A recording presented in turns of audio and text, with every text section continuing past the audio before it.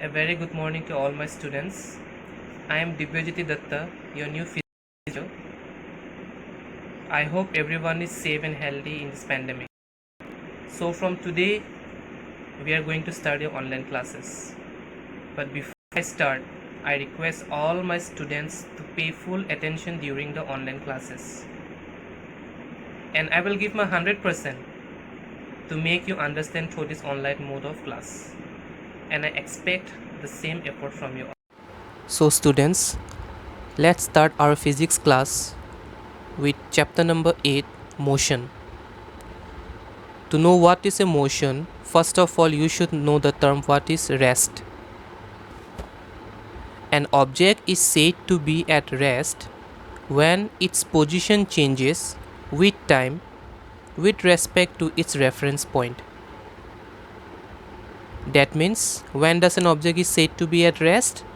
An object is said to be at rest when it does not changes its position. That means it should be at a stationary position. I have given two examples. You see example number 1, a car parked in a parking lot, and number 2, a person sitting in a garden. So these are two examples of rest. Now motion. An object is said to be in motion when it changes its position with respect to its reference point.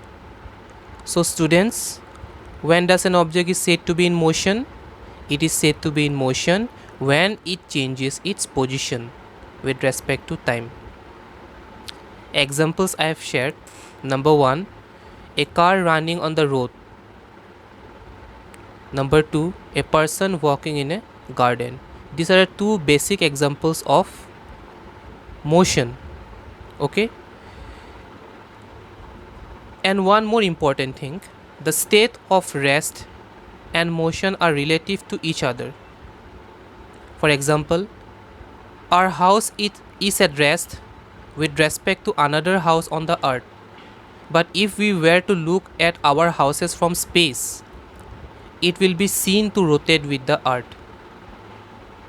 Okay, that's why we can say that the state of rest and the state of motion are relative to each other. There are basically two types of motion in your syllabus.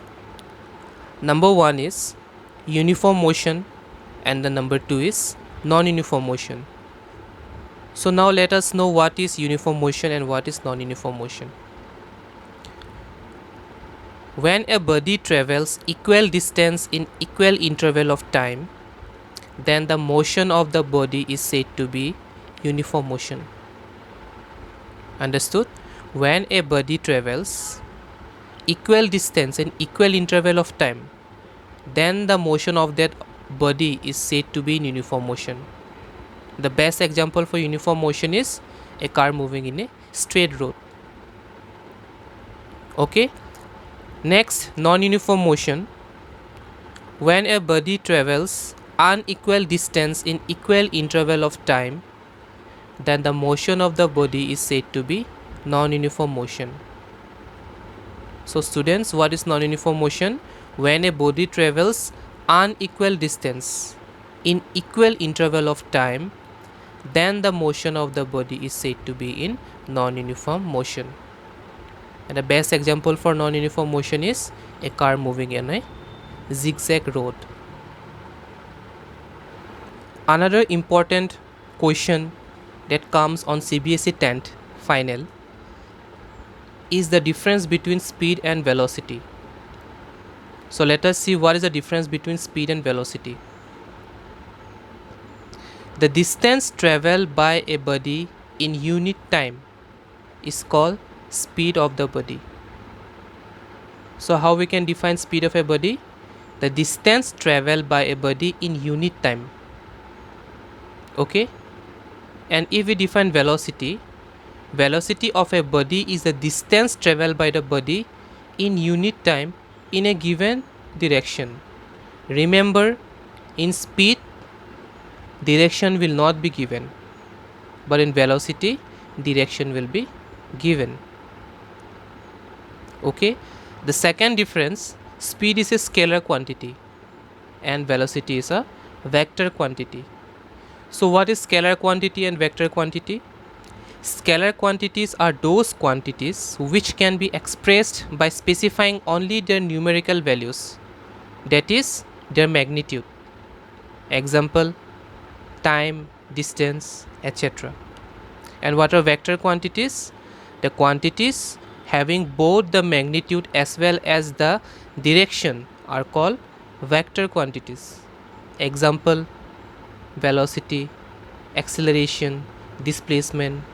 All these terms like displacement, acceleration, I will explain you in your upcoming classes. Okay, so these are the two basic difference between speed and velocity. Now your next topic will be average speed. So what is average speed? How to calculate average speed? Average speed of an object is obtained by dividing the total distance traveled by the total time taken. So how we can calculate average speed? We can calculate the average speed by dividing the total distance traveled by an object by total time taken by that particular object. So you have to remember this formula. In our next class, we are going to learn how to calculate the average speed when the distance and time of a particular object is given.